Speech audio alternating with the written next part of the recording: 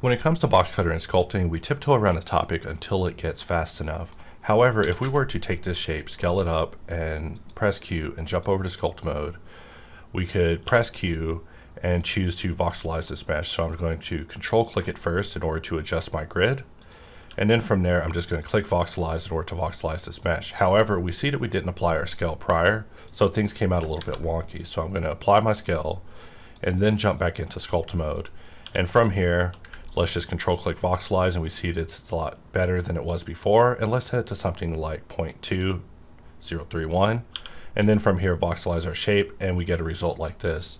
So if we were to go into object mode and jump over to slice, and we have apply slices enabled just for simplicity's sake, and we press X because we forgot that we set ourselves to slice, and we perform a couple of slices. And if we were to simply take one of these pieces back over to sculpt mode and we control click voxelize, we see that we're still on the same value as before. So voxelization values are kept in between slices in the event that you're using sculpt mode and voxelization in order to ensure that you're able to get the exact values you want consistently across all of your parts.